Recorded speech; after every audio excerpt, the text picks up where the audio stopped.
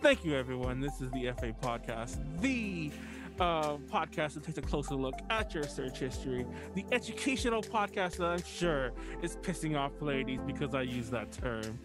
It's not pissing me off. I'm just telling y'all, like, you might get sued. Well, not sued, but I mean, like, it came from somewhere. People will just, like, first of all, like, I'm pretty sure they weren't the person that's come up with it. Probably but, not, like, honestly. It'll just be one of those things where, and at the very least, I can rightfully say that I didn't take it. Well, I took it from Mr. Talker, but I didn't take it from anywhere. I didn't take it from there. Anyways, I'm Manuel, leader of A2J Connections, and we're here to talk fappy things. Joining me as always is the Fat Meister himself, Jordan. Jordan, say hi. Catsuit. Hey guys, technology will never get better than this. This is where we are now. This is it. Oh, is that Kelly? It's all downhill from here. VR porn's going to be a fucking next level. That's going to be a whole fucking Pandora's box. As a random aside, don't ask why I was doing this, but I had to download a bunch of VR porn videos one time, like, and I was trying to watch them on a non-VR device. Have you ever watched a VR video on, like? Does it have like two cameras? Also, just real quick before, hi everybody, I am Pleiades, okay,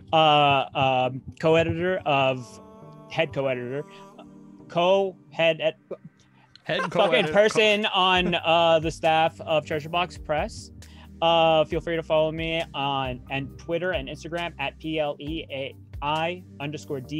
So it's a little playa_Ds because there's somebody squatting on that fucking at for the past 10 years. They have like 60 tweets. Swear to God, I will fucking obtain that at. But yeah, feel free to follow me. It's pretty much just it's the finest curation of lewds, of shit posting, and occasionally I post food porn of things I cook. So there's that. He fucks sandwiches sometimes. I don't fuck sandwiches, but the sandwiches I make people want to fuck them. Wait, no, there's a different fuck sandwich. Never mind. Would you want to fuck this sandwich? Do I have to pull out the YouTube video about Sonic going to McDonald's? Oh my God, there is a video. Have you guys ever seen that video? The dude fucking. This is not chicken? this podcast. Let's stay on track. Isn't it? Is it I swear to God. Like, I didn't say that thinking that up, but when Pleiades mentioned there is a video, I'm like, I have seen a video like that. When he mentioned McDonald's, I don't know why you brought it up, but I was like, we're talking about fucking sandwiches, and that was immediately the first thing I connected it. Like, those are where my synapses went. Dude, I miss those days. Like, fucking, do they still make videos like that? And people just listen, on that note, anymore? you know what just went down? Live leak. Wait, it's gone? Yeah. Well, yeah, they took it down. Why?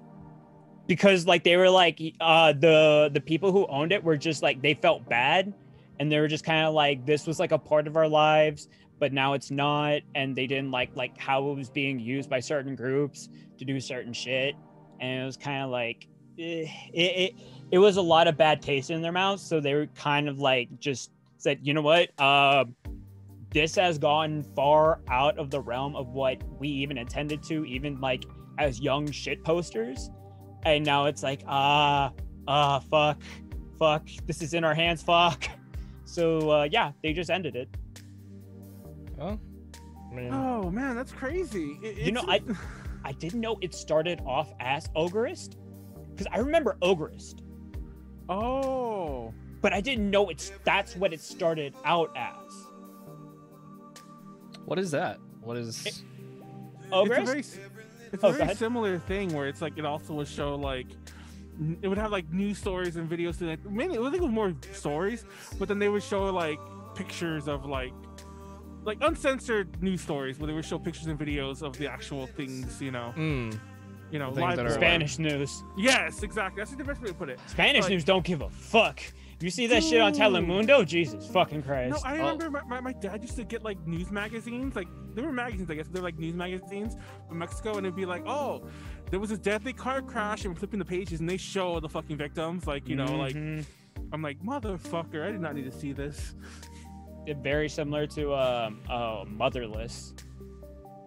There's just like a whole, just like fucking like the worst of humanity is basically what's chronicled in all that shit.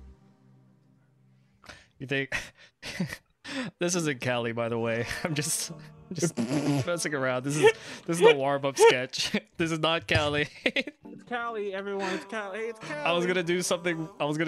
Cause you know what? Never mind. Like, oh my god, this is not Cali. I didn't intend to draw Cali at all. Oh, you started realizing where this sketch is gonna go, and you're like, I was already drawing like this girl, and then I drew the technology would never get better than this, and I was like, oh god. But well, to be fair, Cali wouldn't say that.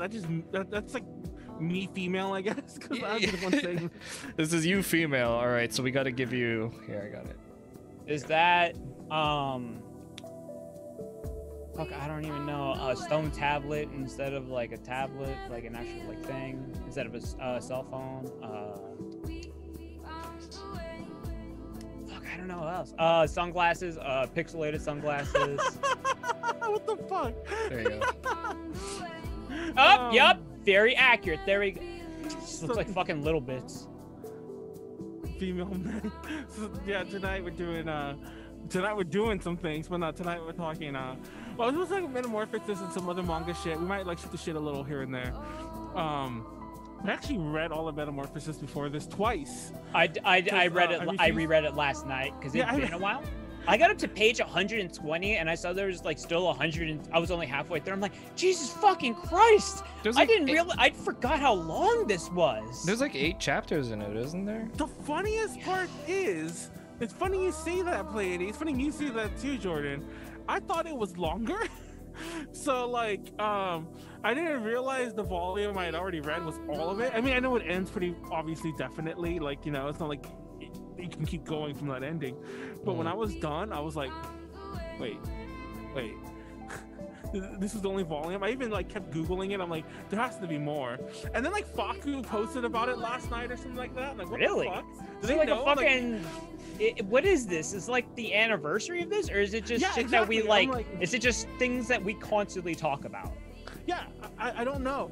Like, if it's any sort of thing like that, I didn't know that there was anything coming up. I've been talking about doing a Metamorphosis thing from like day one, by the way, like on FAP.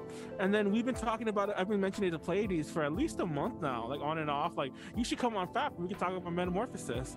And here we are.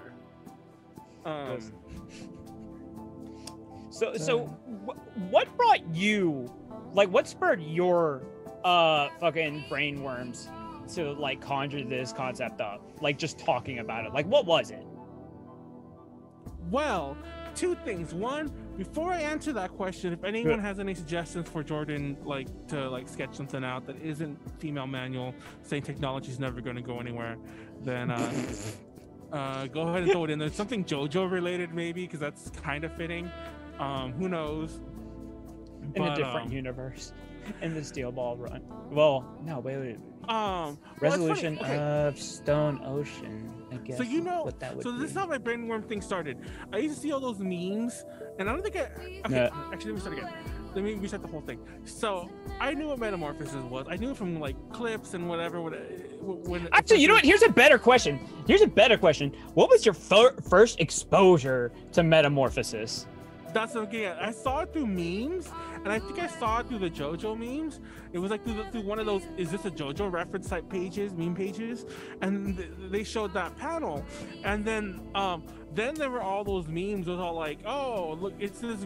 If you like known about this animation, they show the girl before she, you know, metamorphosizes or whatever. That's even like word. The front, the like the one main page where she still has like her braids and her glasses and everything. Okay, first of all, I used to be so confused by when I saw that meme. And by the way, this wasn't that long. This was maybe like 2 years ago, so it's still about 2 more years removed from when the internet really went crazy about Metamorphosis.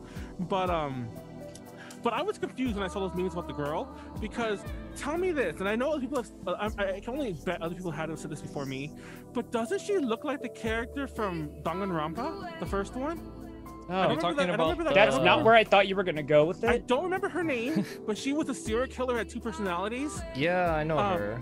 It looks like her, and I used to always think that that's who they were talking about when I saw that meme, and then I realized, like, oh, this is another manga. This is a hentai manga, and then I thought it was a hentai doujin for Danganronpa, and then no, Well, I could see how you'd like initially come with that conclusion. Yeah. But I'm just so confused. Like, I was so confused that eventually, like, some YouTuber I watched, like, mentioned it in passing. Who? Well, okay. I don't remember who, because they weren't even talking about Metamorphosis. They were just talking about some other manga, and it might have been Super iPad Wolf, actually. It's the only person I can think of off the top of my head. And I think they mentioned in passing about, like, disturbing manga, like Metamorphosis, and they kept moving on. And then about a year ago, definitely during the Rona, I think right before the Rona, another YouTuber I watched, I forgot his name now. Doesn't matter. I can remember his name later. Did a thing on it, a whole video on it, and Spooky Rice, that's his name. And I was like, okay, I need to read this whole thing. So I read it, and once again, that was why I told you, I thought I was only reading 1 volume, and I'm like, oh, there's more to this story. And then when I went back to revisit it, I'm like, oh wait, that was the whole story. But it's a good story. It didn't overstay its welcome, I guess. So that's a good thing to say. I have some things to say about that. I'll say for a minute. Jordan, have you read it? I was gonna ask. Yeah. I have. Yeah. What are your thoughts on it? I kind of skimmed through it, really. But this was like a long time ago when I first when I first looked into it. What era of like the internet and stuff was it? Oh boy, what era? Because I feel like there's like a big like area where you could have been hit with this, and I'm always curious as to like when is it that like you took this wrong turn? You know what I mean? Wrong turn. Gosh, I don't necessarily remember how, like, why. I didn't even know it was a popular thing. If I remember correctly, I just saw it because it was similar to, because it was one of the pieces that the artist that I saw it from like did. And I was like, Shindo? Yeah. Or is it Shindo L? Shindal. Because fucking is it Shindal? Sindal or Shindal? I've never known which it is. There's so many like hentai artists and doujin circles that like I don't know how the fuck to even pronounce them. Yes. Did he also, or did they also go by, or is this the circle, the hooch? I don't know. Because I didn't look too deep into it. I just knew that they did like a lot of like furry stuff, and they also did like. Really? Yeah, I think it's the same one. I could be wrong. I have to double check my facts on that. Cause like I was like just Shindal. I have to look it up. I have to double check. But I'm gonna look this up right now. Oh, yeah. Shoot. I hope I'm not gonna give me like false information. I feel like I. You know what's yo, you can go on Amazon right now and buy Metamorphosis as a paperback. Well, because apparently, and I found this out yesterday, which I find amazing because you could. It's still on Hentai. Is that what that site's called? Oh it's yeah. Still on that, which is why I read it, by the way. I don't know if I shouldn't. We have links all the time. I have a super. Okay, by the way, keep talking because I have a very weird moment while I was reading it on there. But go ahead. So it's hilarious. So it's on there, and that's the easiest way. I mean, the quickest way to find it now. Yeah. But Faku. Because that's also why everybody knows the code. Yeah, but so Faku is the one who released it officially, and they haven't made a move to take it down from that site, which is interesting to note. Because I'm not sure how scanlations work in the manga world, but I remember like you still see it today in the and then the hentai manga world too. Exactly, but you still see it every so often. The fan subbing for anime, like they're like, oh, we're only subbing this until someone picks it up, and then they even sometimes will delete their like, you know, if they're torrenting it, they'll delete the torrents kind of thing. That was very common back like in the before there was streaming and all that. Are they? Which was surprising. Hold up. I don't. It's because I'm not even too sure if these guys are even the same artist, but I was gonna say like I have seen a lot of this artist's work, and to my knowledge, I don't remember them doing a lot of furry stuff. But then again, I mean, it might have just been part of like that area where I didn't even see it, like in my blind Look spot. how like similar and how close the names are, though, and I'm just like, I don't. That maybe, might have been it. Like, I think the reason why like I probably stumbled upon it was just because of like how close the names were, and then it was just like, oh, look at this, and then I just went. It was one of like the series that was just really long that I probably shouldn't have done that. But listen, you but- can't spend enough. You can't like spend time on the internet and not just like run into fucked up shit. Yeah, and like it was like one of the series that like was just very long, and I was just like, I guess I'll just see this through because like I'm kind of interested like what's going on. Got to the end, I was just like, man, this is real sad. Yo, Yeah. I got to the end, and well, okay, I won't talk about the end yet. But Manuel, I don't know if like you noticed this, but there was a point in one of like the later chapters where, and again, this is on Hentai, there was like a random thing blurred out in the last chapter. Wait, Did what you was see it? that? I It took think me. I did, but I didn't realize, like, I didn't take a special note of it. Yeah, because I mean, it's not like, you know, like how like the meme where it's like a dick and they'll do like one like single like line, or like they'll do like whatever it's called, mosaic over it. No, it was a very specific thing that was in somebody's purse. Actually, I'm not even gonna fucking like say like spoilers. If you haven't fucking read this, like it's been there, it's forever. It was in Saki's purse, and then she was holding it. And then at one point, like her hand was over it, and like everything except like it was like blurred like on this end and this end. And I was like, what the fuck is that? Like, why is this blurred? It's not a dick. Unless like there's just like a random ass dick in there, but like all the other dicks in the doujin weren't censored to that degree. And then I realized it was a syringe. Yeah, it was funny you said that because it dawned on me what you're talking about. Yeah, it's a syringe.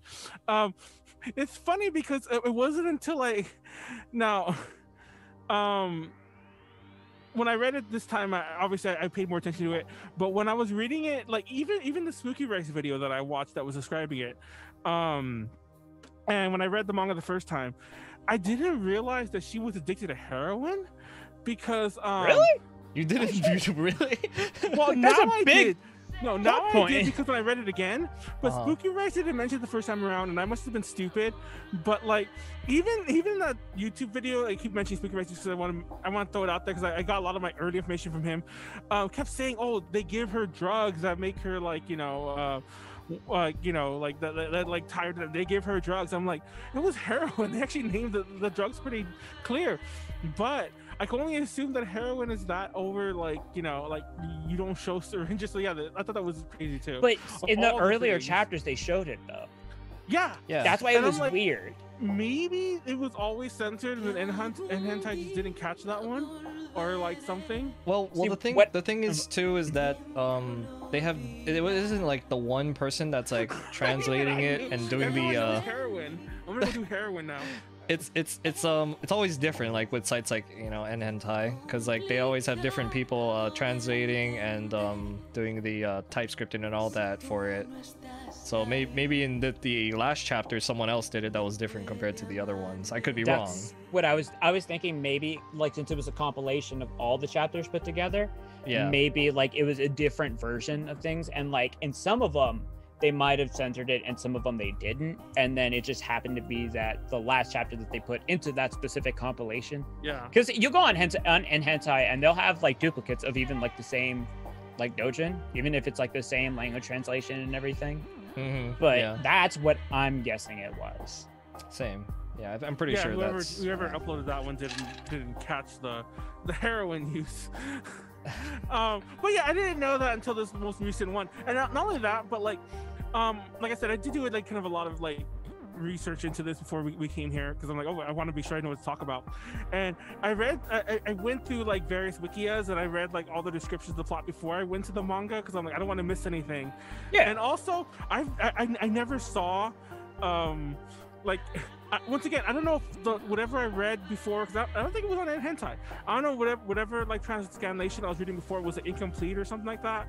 But the JoJo thing, some of the other side shit was never like anywhere included. So I like, what JoJo reference? I never saw that.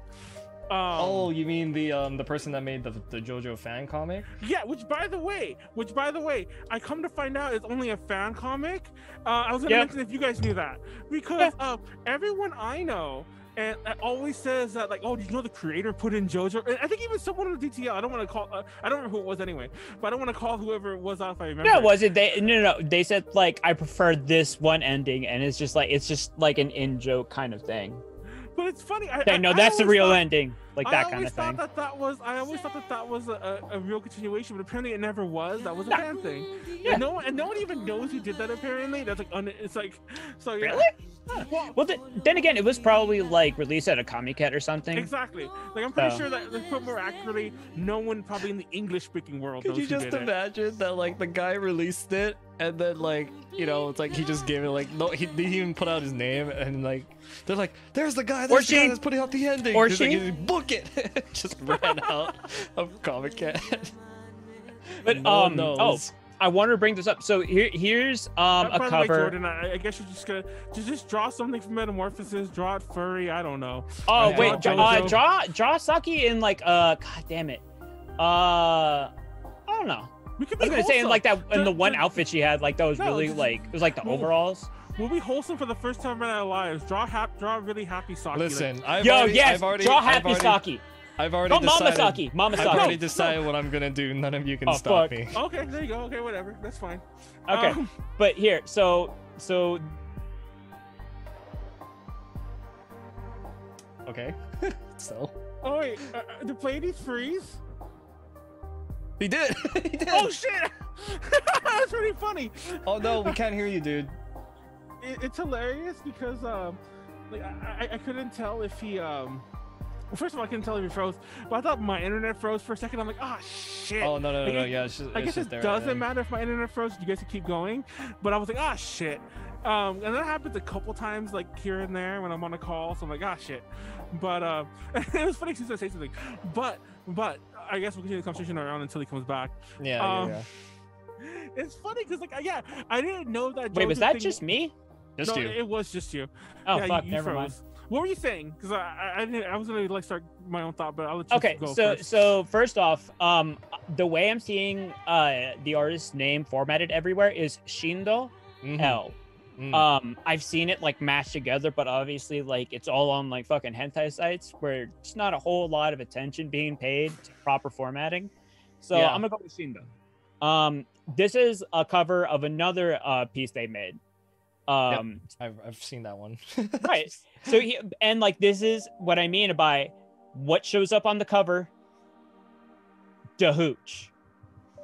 No, it's actually funny because when I looked at the hooch earlier, when you mentioned the hooch, I was like, oh look, there's a picture of the hooch with Faku, because I guess whoever they are, there was a Faku interview or discussion or something. So I'm like, let me just look up Shindo L or Shindol or whatever. So I looked them up, and the same picture was the same interview, and the hooch came up again. So I was like, oh wait, are they the same? I don't know.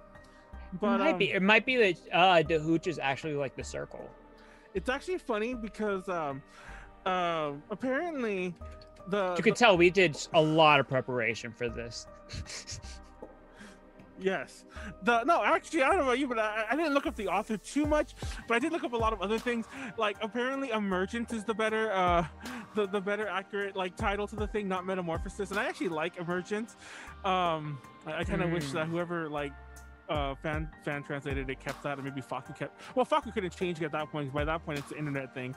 But yeah, like they could have changed it, but at that point, if they do change it, then it'll fuck them in the SEO. But yeah, so first of all, I'm gonna go support Faku. They seem like okay people. I have a very not complicated. I'm just like conflicted. Yeah, same man. Well, I hear they do stupid shit online, but I don't know anything about them one way or the other. We've never worked with them, and I've never so. They're probably not awful people, honestly. Yeah. I can't. And the thing is, it's like being in the fucking weeb culture, there's always like this sort of like tug of war between like how much of the fan base was built up through grassroots people, like, doing their own scanlations of everything, doing their own translations of everything. And then it's like, cool. And then like then there's organized groups localizing everything. but now everything maybe has a paywall, or it's kind of like walled off, and now it's just kind of like you might be grown up in a certain era and you have a certain way that you're used to having things, and now it's like, yo, what the fuck are y'all doing? This shit was like for everybody before. Y'all, like, now it seems like y'all are traitors almost, or like something to that effect. But like, again, like I said, there's nothing wrong with them making money and having like a legitimate business model. It's true. It is something that I do struggle with, though, just because of like my experience coming up. Well, people like Faku, people like Crunchyroll, I guess at one point you either legitimize or you don't. But I remember Faku had the whole thing. Didn't they buy? Anyways, we'll talk about Faku later. Let's actually back up a little, because I feel like we mentioned Emergence Metamorphosis 30 times and didn't but we didn't talk about the plot, and we'll give the plot real fast before we go any further, just in case you don't know. What's the girl's name? I already forgot her name. Saki, yes. I'm like, she has a very basic name. Like, no offense if your name's Saki, but it's like, so his main character Saki. It's probably intentional, honestly. That's the thing. Usually, like I'm sure, especially for this story, but a lot of hentai typically don't have they don't go out of the way to give the characters unique names, for obvious reasons. It don't really matter much. It don't matter. None of this matters. But this girl, she normal high school girl. Actually, how does she? Okay, how would you describe her, the beginning? So this is the part that I would get more tripped on. So the way that Saki it starts off is Saki is in middle school, and she's introduced to us as hold up. Well, first off, I'm just gonna go ahead and mention the hooch is apparently the circle, and the only reason I'm saying this is to fill spaces, just so I can find this actual picture of Saki. Because we all described what she looked like at the very beginning. She looks like the girl from Danganronpa. Exactly like her. She's a very quiet, nerdy girl who enjoys gaming and books. And the way that I thought you were going to compare her was to Hanekawa from Bakemonogatari, because she has the exact same hairstyle of girl, and then whatchamacallit, two twin sort of Wendy's hair braids, glasses, no makeup, very plain. Is this just a stereotype character design that I just only seen in Danganronpa?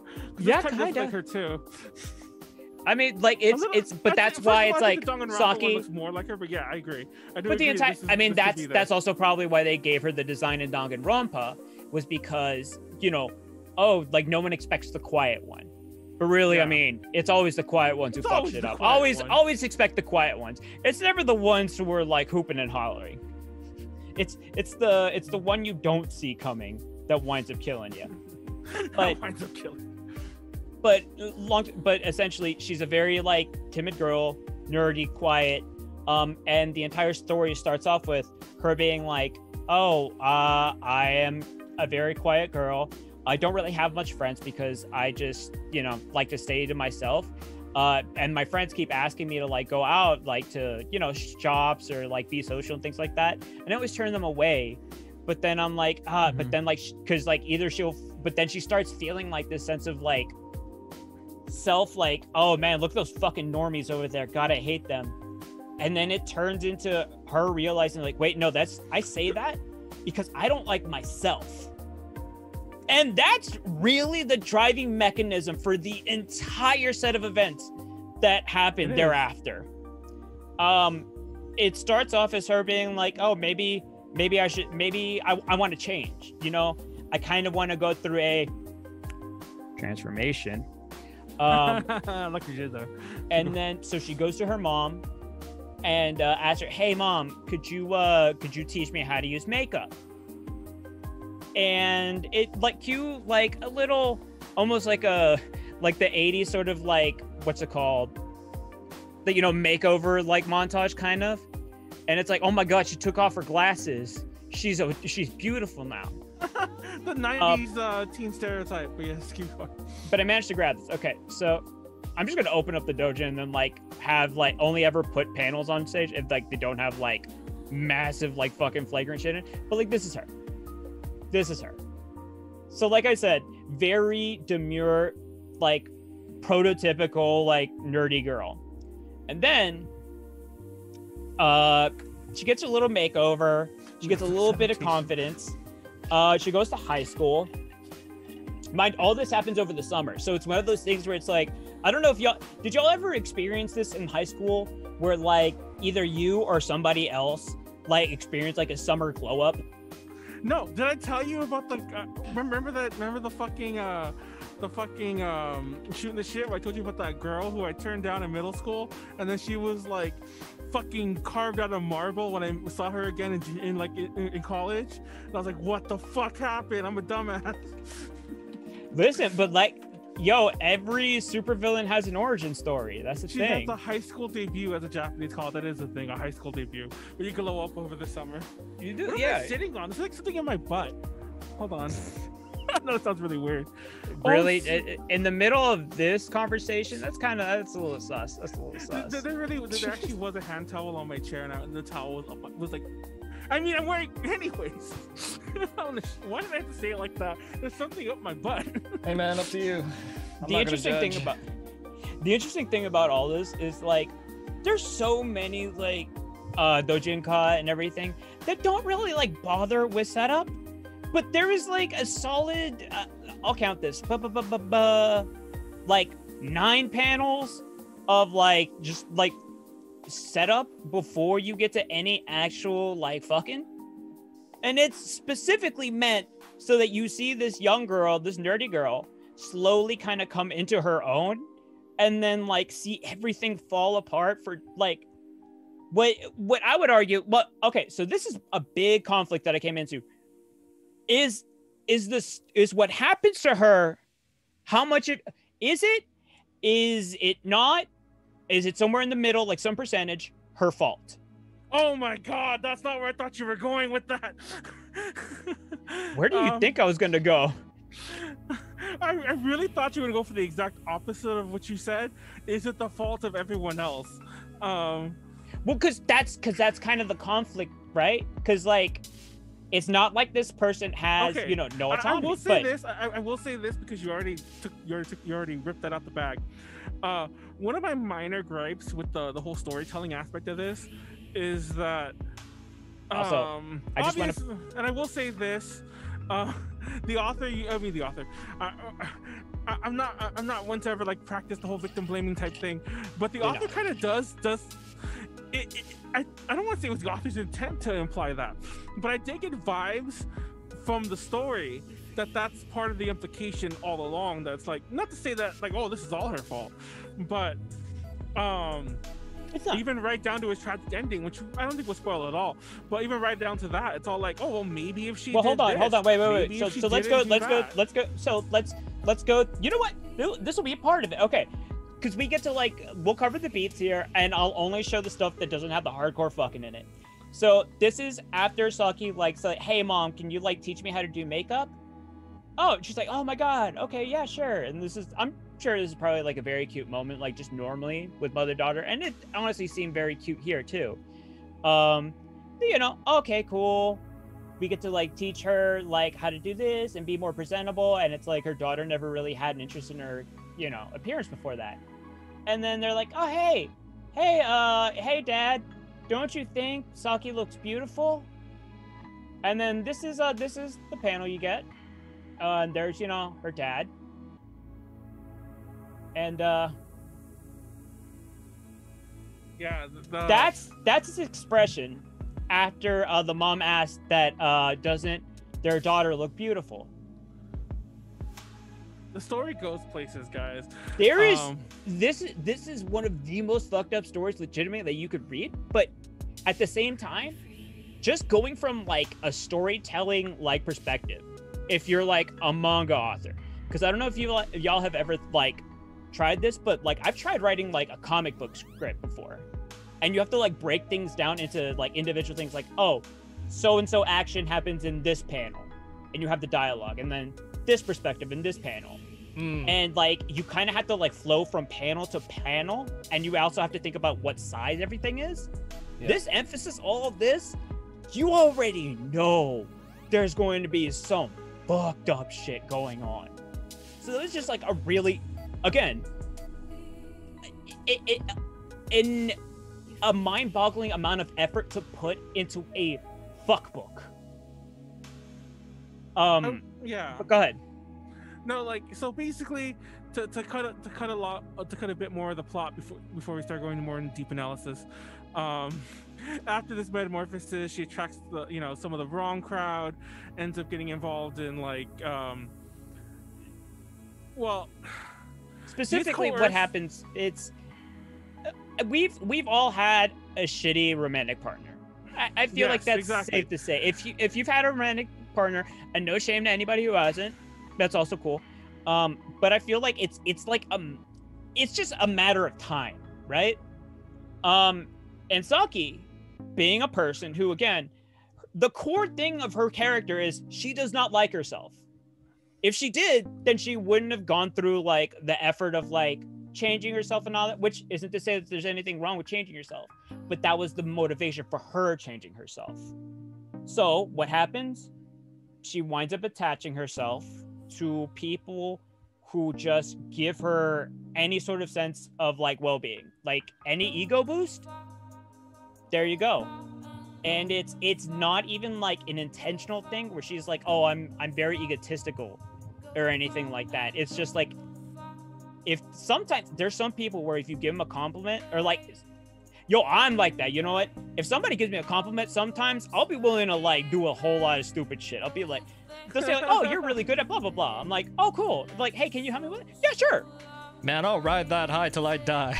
It's like, you have a nice shirt. Oh, man, I'll do whatever you want, baby. I mean, that is very true. Oh my God. Don't do that, guys. Don't. This is a perfect example why you don't do that. Say, like, this is an extreme example of what can happen, but like, those kind of things never really lead to good things in general. I mean, but, like let's look at her glow up right here. First off, the hair, amazing. Like that was like, and that was one of the first things that her mom was saying, like during making her over. Oh, okay. And then like she dead ass looks like a fucking like Hime now. Like not like Hime with the Hime cut, but like she's looking like in the fucking anime where it's like the number one beauty in the school, whatever the fuck they call it, like that sort of like stereotype. There and like what happens when you go from somebody who is not noticed ever, right? And then like suddenly you get a shit ton of attention. I feel like that's a perfect recipe for like I would imagine it'd be hard not to fall into some fuck shit with that. Like I was reading this and I was wondering, and this is like, again, like maybe like high thoughts, but I was reading this thinking about Saki, and I was thinking like, yo, I wonder, because law of averages says this has to be a thing. How many how many, because I don't want to be presumptuous, e-girls fall into something like this maybe. Oh, you mean, man, like Pleiades is going for all the. I'm not gonna lie, these are interesting takes. I did not know we were gonna go into these deep takes so quickly. This is sorry. I just like it's just like I was thinking about all this shit. I was like, because this is a good story. This is legitimately a good story. Is it fucked? Absolutely. But if this was all written, this would be a required reading on like a lot of fucking like high school lists. I swear. Well, on a minor shift, I can't remember the name of the story. Maybe Miss Shock can find it for me in a second. I just want to have this small little deviation here. The story reminds me a lot of this other story, and it has a manga. It's mainly a novel, but it has a manga adaptation. There's even been a movie adaptation of it. It's about like, it's called like the female yakuza or something like that, and it's about this chick who like gets involved with this yakuza guy, and all this shit. All the shit she goes through, and then I didn't do a presentation on this, and all the shit she goes through, and then she gets out of the life, and she starts a normal life when she's like quite a bit older, and she writes a book about it, and the book was a manga and so on. I can't remember the name of that thing. I think it was called like, I think Moon was in the title somewhere. Yakuza Moon. I think it's called Yakuza Moon. Someone look that up. But anyways, my point to bringing this up is it felt like kind of that story, and I kind of wonder if the author had read that book before, because it was famous in Japan like ages ago, like what, like 15, 20 years ago. So I don't know if the author might have read that story, because it felt like very much like that, but maybe at a younger age, and then it has a lot more sex in it. My point to bringing that up is I agree with Pleiades. Like if you don't have to even take out the sex, obviously the sex is part of the story, but if you tone down some of the gratuitousness, definitely this story is like a very tragic story, and you could just go on from there. Also, there is some, like it's I a mentioned cautionary earlier, tale. yeah, there is some there's some other parts that might be a little problematic that I would probably change, but then again, once again, it's like it's gritty, it's real, whatever. I mean, that's why it's problematic. Yeah, it's called like I remember that. like that's why it's so fucking cautionary. But like, I found the panel. So this is the guy. Like, she's just going to a manga store, just like looking on books, whatever, and then and then who comes up to her? No, the guy, you know.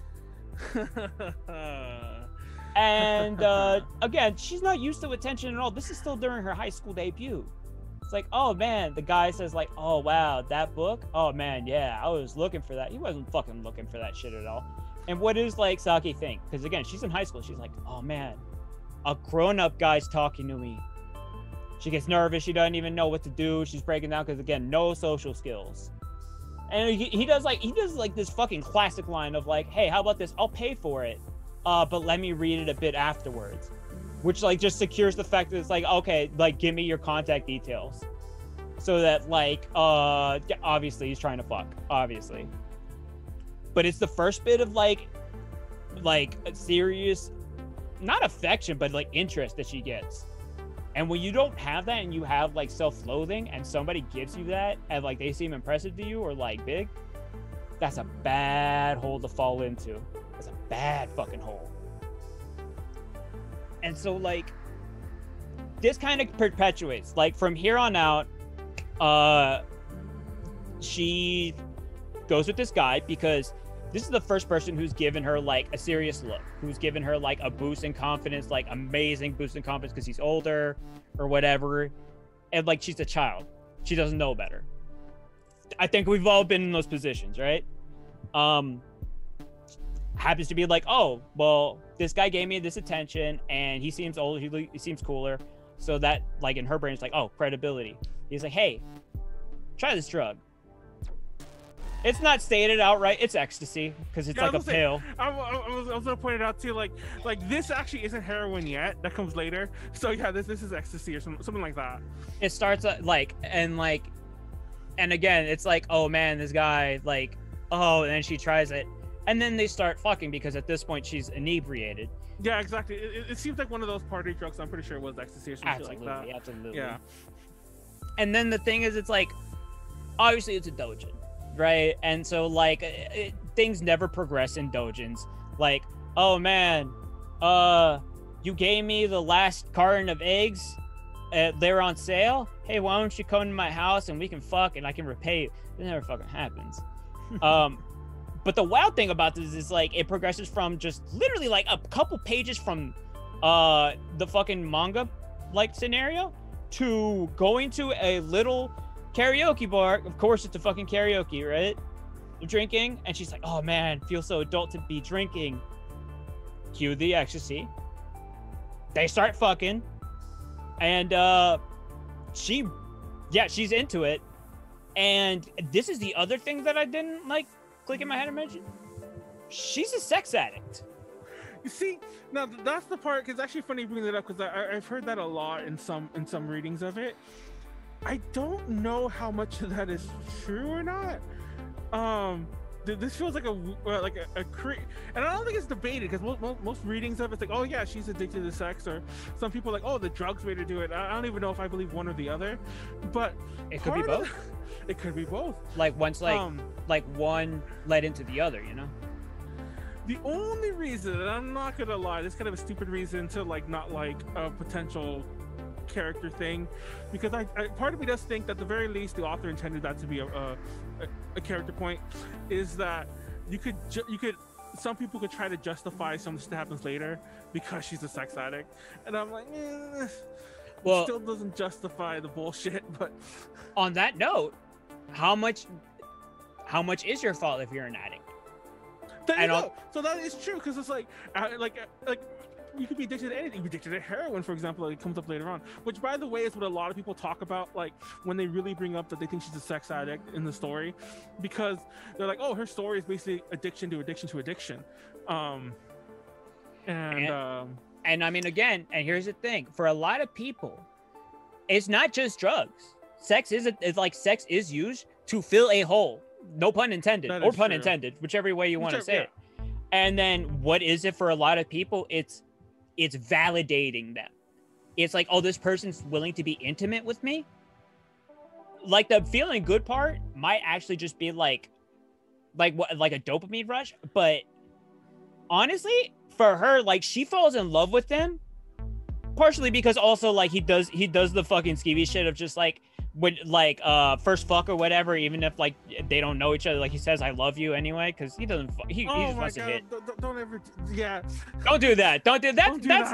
That's corny as fuck. Don't ever do that. I don't care like I don't care if you're a dude, girl, I don't care like whatever. If y'all don't know each other, do not do that. You will fuck somebody's head up. That is fucking weirdo shit. I just want to point out that she's like high schooler, teenager. Yeah, she's like 14, well, that's 15. And that's the other thing, right? When you're that young, a lot of people wind up like if they're like if they experience like you know, unfortunately like sexual assault shit like that, for a lot of people it can wind up turning into like a really debilitating thing where like now they're like hypersexualizing their mind, because at this point it's just like a thing. Like how many sexual predators like they were molested too as a kid? And that's not excusing all the shit they did. Oh man, we're going some areas here. But like I think like because because she was so young, and also like ecstasy as like a fucking like high school kid, that has to fuck your brain up because you're still developing. But at the same time, it's like Saki's clearly trying to find something like to like feel better about herself with, and she goes through this process, and it just shit gets worse and worse and worse, and it's so dumbfounding because it's not like she has ill will during any point in this book. No, like that's actually one of the most frustrating parts of reading it. And I know there's like this tropes at work here that I can't even begin to like go on about, but like the fact that everyone is like a monster, like pretty much from this point on. Yeah, that's like from this point on, like no one is not a monster to her, at least at one point. Like even that I didn't like that part, just because like it's just fucking like hentai shit. I don't know, but yeah, and for that's part that I was kind of about. That's part of why I was so surprised. And the story moves really fast from here on. There's a lot of like time, like not time jumps, but like you know, it just moves fast, and you're meant to be like, oh, it's been a while since that. But like some friends of hers at school start like, well, friends. The ones who incidentally like were the ones trying to ask her like, hey, like while they're in middle school, like, hey, you want to, you know, come out and have fun with us and blah blah blah. Which, to be fair, when she like just barely makes her high school debut, she does go out with them. She's finally like, oh man, I can finally go with friends and everything, right? She's still socially awkward as fuck because of course, but go on. But yeah, they end up like blackmailing her basically, and doing more bullshit, and the whole thing just spirals. Those are the guys. Huh? Those are the guys. Well, I'm jumping all over the place, but yeah, I'm just gonna like she drops out of school, and then like she ends up more with like with the boyfriend, and like toxic relationship goes even toxicer. So you can go ahead and we can start doing the deep dive on that now since we well here like because I just had to like repeat it. You know who else is a character who is like this and is from a very celebrated series? I'm scared for you to keep going, but go ahead. Misato from Evangelion. Misato. That's oh go ahead. My god. She was a sex addict. She was like, I need dick. I need something to make me feel whole. Why do you think she was like up Shinji's ass? Well, I'm not gonna lie. I remember like I mentioned, first of all, like I mentioned this before on the record, like I actually don't like Evangelion all that much. I've always thought it was like, Which is fine. Yeah, That's I watched fine. it. I don't hate it, but I watched it. I was kind of like, what's the big deal about this? Like, it was good, but it wasn't like, it was like any other episodes. I mean, any other 26 episode series I ever watched in my life. I maintain it really depends where you are, like mentally when you watch it. I think. Perhaps, but like I remember watching it. I didn't like her character at first because she was kind of like. Oh, I loved her character at first. I did not like her at first. From the first time I watched it, from like the 10th time I watched it. Oh, Misato best girl every single day, all day. Penguin, right? Yeah. Yeah, I can't remember this. I'm not gonna lie, but like that's another thing. I've watched the whole series through twice, but even the second time was like 10 years ago. So I'm trying to I'm digging in my brain to remember this. But yeah. Oh my god, though. That I mean, I guess I do see it because that is like obviously it's a lot more. It's there. It's more like in here.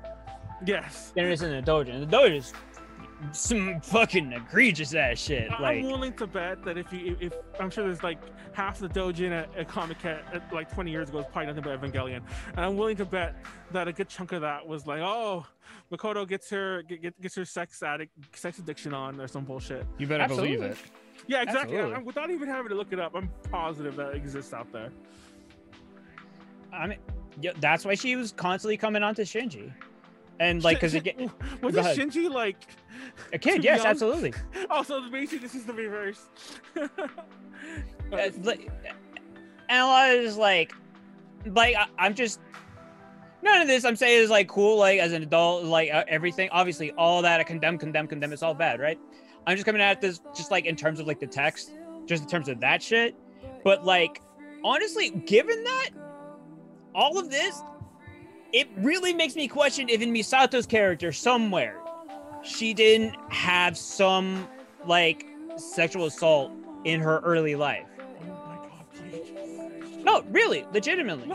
No, I totally get where you're coming from. I totally get your points. Don't take this the wrong way, but I'm so glad we're not like a hugely popular show because I'm pretty sure like at least 4 things you said tonight could have been just clipped out of context and got us all canceled. But hey, you try to start somewhere. You can't get canceled if you're not fucking somebody. If you're not somebody, not fucking somebody. That's exactly what I mean. Like I'm glad we're not big enough to get canceled. I'm gonna start saying some crazy bullshit in a second. I love everyone. Go do heroin. I'm just kidding. Please don't clip that. Anyways. Oh shit! Word. People voiced by I can't read this. People voiced by Misato's Japanese VA have a habit of perving on younger guys. Oh, what? I mean, I look pretty young. Well, that is another trope. Like, there's a lot of. I mean, to be it's fair, not cool. Even if it's a guy, it's not cool. It's not cool. Yeah, to be fair, both tropes exist all the world over, but it is a bigger trope. You see it a lot in anime for reasons I don't really know. Like the both tropes. It's anime. Like it's not like it's excusing it. It's not, and I don't mean to like say that like, oh, like that means it's okay in real life. It's not. It's just, it's one of those things where it's like, it might be because like we grew up with it and we've just like kind of normalized it in our mind. But at the same time, like I see it as fiction. I don't know. Obviously that's like it's obviously like a blanket thing. Obviously it's not right? Yeah. But then if I approach it from that way, it's like I can't talk about the text and everything else, but that's included. It's just kind of like an asterisk of like all this also, yeah, ages. Also it's a storytelling mechanic, and it's that's how they are telling like, oh, like this world like that they live in, it's all kinds of messed up. Yeah. Even the people you look up to are messed up too. This isn't a nice world that we're painting in Metamorphosis / Emergence or whatever. When I was in high school, there was this teacher. He taught. It was his first year too. It was actually his first semester. He started mid-year, and he was our economics teacher. I don't know. We had economics and government. I can't remember which one he was. I think it was government actually. But he was a government teacher, and he was young. He was just like out of school, probably in like early 20s, like younger than Pleiades, younger than any of us here. Funny enough, he's teaching at school, high school, and like I remember like there was this classmate of ours, and we all kind of knew each other in this class because like it's hard to explain, but we kind of went through like high school together. for some reason this one class like tracked us. But anyways, one of the kids, like, I didn't go to prom, but everyone's like, oh dude, did you see, like, he borrowed that teacher's car to go to prom. It's like, what the hell, like, how does he know him like that? And TLDR, the teacher ended up getting fired that over the summer because, like, apparently it came out that they were dating. And yeah, obviously and I love that the angle that everyone kept talking about was like, oh my god, can you believe it was like two guys, not that it was like a teacher abusing their position of power or, like, you know, whatever, over a student. Absolutely. But yeah, my point I don't know where I was going with this. I had a point that I lost already. The age thing, it's like, it's everything, it's everybody. There's no like gender barrier. There's no like age barrier. Like there's well, obviously there's an age barrier just from rudimentary of, like, of course, Joey. But like, this shit happens across the board. Everybody's fucked. Everybody can like be fucking like, what's it called? Prosecuted. But yeah, everyone's unnoticed. There we go. Yeah, fun fact though, I don't think there was anything technically illegal with what that particular incident, because I think, if I'm not mistaken, the student was already 18, but it was still like you know, questionable, obviously. Oh, so, of yeah. course. Technically it wasn't illegal, so I want to point that out there. And I only know all these details. Still very immoral, but I only like, know all these details because the teacher had this contest that we were all broken up into groups, and like when the contest was over, molested? Basically, don't say that. That's what it sounds like. No, that's not a prize. No, hold on. I love that out of all the things Pleiades have said, that's by far the worst, and that's the one I just went along with and like kind of laughed. I didn't say it was a good thing. But no, we did a contest. I don't remember what the fuck the thing was, but we spoke up into groups and we had like a game show type thing for like a quiz, and my group won. And the prize, and he actually had pretty good prizes. And for some weird reason, the lesser prizes all had their prizes there, but the people who won, we were supposed to get gift cards for like a certain number of stores. Like, we had a list to pick from, and he would send us like a $50 gift card from somewhere. And this was obviously a final, so it was like days before graduation. And he's like, "Oh, I'm sorry, I need to know what stores you guys want, and I'll mail them to you." So took all of our info down to do. I'm just kidding. I was gonna make some jokes about he had all our addresses, but he probably could have got those anyway. But anyways, he took all of our info down. And he actually traded emails with all of us. He's like, "Oh, email me in case you don't get it, and I'll figure out, you know, if there's the issue." My point to bring it, the reason I found out about the follow-up of the story, because I kept emailing him, and then he emailed me back like sometime during the summer. He's like, "Oh, I'm sorry, I no longer work at the school," and kind of like, and I basically, like, I don't think he said as much. Basically, I think he was implying, "I can't talk to you because you were a student of mine," and I'm like, "I can't talk to you because I'm on a list." Yes. And then I was like, I remember I was complaining to a friend of mine, like, "Didn't you know?" And back then, like I guess it was on news, and like, I was able to Google it, and I can't remember his name anymore. I'm pretty sure the story still exists somewhere out there on the web. But yeah, I was like, "Oh shit, this is a thing." But yeah, I never got my gift card, dude, or I wouldn't be sharing the story later. I'm just shut up. The dude was a predator. Dude was a predator. But anyways, yeah, you predator. You got like all that shit, didn't even give you a fucking gift card. Oh man. Anyways, I'm gonna do a Catch a Predator special because I still love that show, and I was gonna start making some Catch a Predator jokes. What's his name? That guy that. Go on. Chris Hansen. Yeah, Chris Hansen. Did you have a seat? I just think about the Booty Warrior scene every single time. No, my favorite thing about the Catch a Predator was the guy, the cop in the ghillie suit in some of the episodes that they would hide in the bushes, and it's like, "Stop, police!" It's like a guy, fucking swamp monster comes out of the bushes. But anyway, on that note, so swamp monsters. No, well, like the whole Predator thing, because honestly, the age thing is a recurring thing in Emergence. Like, it is. The first boyfriend was that skeevy like fuck boy that like showed earlier on stream. But then there's this like older business guy who I'm gonna go ahead and babble and like just clear space until I find it. Go ahead. She gets involved in compensated dating, where like it's basically like, you know, you pay to go out with someone. Ideally, I don't know if I should have said that, but a lot of compensated dating is just that. Like, you just pay to hang out with a girl way younger than you. Creepy as fuck when you think about it. But you're not. It's not necessarily meant to be like. You pay for a massage. But yeah, that's what you pay for. In this case, I mean, realistically, I don't know. But anyways, but in this case, As long as obviously, it's not everything. coerced, honestly, I'm a popular. So long as it's not coerced, they're not underage. Well, unfortunately, only one of those was true in this. Actually, maybe not even the first one, but only one of those was potentially true. So Rent a Girlfriend. Is that the plot of Rent a Girlfriend? I actually didn't know that. That is so fucking. Oh god. Rent a But Girlfriend. anyways, yeah, she It's like it's like if you're gonna fuck, you're putting up the money, like you're not even gonna fuck. Like what? Like, are you serious? Just donate on Twitch. If that's what we're doing, go find a hot tub stream. go find a hot. What's up with the hot tub streams, by the way? When Callie, It prints money. That's what. a couple months ago, Callie came into the TL chat. She's like, guys, I think hot tub streams are the new in thing.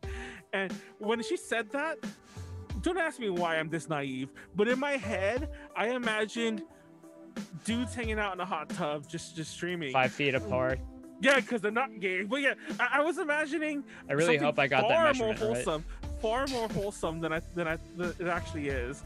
I didn't realize it was meant to be like that. Like, you know, I thought it was just like something funny to do, and maybe it wasn't even like it's like, oh, I'm in a hot tub, guys. You can't really tell, you know. But no, they're just like. I just happen to be in the hot tub with a bikini on because streamers can't just have a bikini on, because then that's So, like explicitly against the rules. It's a way to bend the rules, like, you know. But then it's like, why'd you set up the cat? It'll be banned any day now, but it's actually funny. I thought Callie brought it up to like convince us to do it, and I thought it was something really fun and like. I didn't mention the DDL. I think I DM'd her about this. I'm like, what the hell? It's just like titty streamers like in tubs now, though. How did we get here? Titty streamers, anyways. So it's not just that one guy, it's a series of all older men. There's nobody. Wait, no, there's people of her age. I just remembered. But like the people who primarily wind up kicking this off, like this is where she gets into compensating dating, because she wants to have like nice bags and nice shit. Yeah. Because she feels like when her friends are talking about, you know, nice brooches and jewelry and shit like that, she's like, oh man, I feel like I'm out of the group, or like, oh man, do I sound poor? Fuck. And then one of her friends actually says like, hey, you could actually make some money, you know, if you just like go out with these guys. And again, like we said, like, oh yeah, I guess technically like it is just compensating dating. That's not really the subtext that really follows all with all that. But again, Saki, low self-esteem. She gets attention from somebody who's older, who realistically speaking, as a child, she thinks is like, you know, it's most likely the sort of like a validating thing, if anything else. And it's because like it becomes this thing later on where it's like one of the things that really, like, I wouldn't even say gets her off, but becomes a recurring thing. I don't know if you noticed this. It was her getting her head pat. Oh, I remember that actually. It's funny because the whole time, don't mean to laugh at that, by the way, but the whole time I kept thinking about like the memes about that. But at the same time, like, yeah, I guess that was a thing that I didn't notice. It's funny you mentioned that. I didn't notice until my like second reading recently. I'm like, oh shit. All she wants is, you know, these people. A head pat. Yes. That's really it. Like so much of this, not to belittle obviously all the crazy shit, but like honestly, so much of the story, like she just wanted a head pat. Like maybe if her dad, instead of being like fucked up, gave her a head pat, like, you know, she'd still be living with her parents. Jumping ahead, thing right there, you know. But and it's so crazy because that same guy comes up later in the story. Oh my god. Yeah, when she's all drugged out and everything like that, and doesn't want anything. Well, he still doesn't do shit, but he did at first. He doesn't want anything to do with her because at that point she's really metamorphosed. She went from like high school debut to like the stereotypical like gang girl type of thing with like full tattoos, piercings, all that, which were all pretty much like forced on her by her boyfriend, that the fuck boy who was mentioned earlier, because she eventually got kicked out of her house and she had nowhere else to go. Yeah, and the reason why she gets kicked out of her house, by the way, is her dad decides to follow up on that look, and we'll just leave it at that because I don't want to go into that plot point any more than that. Although I do need to bring this up, by the way. But yeah. So that like, and then that goes on with her dad, and then it eventually gets to a point where yeah, more fucked up. I mean, not more fucked up, but after that it goes on with the dad.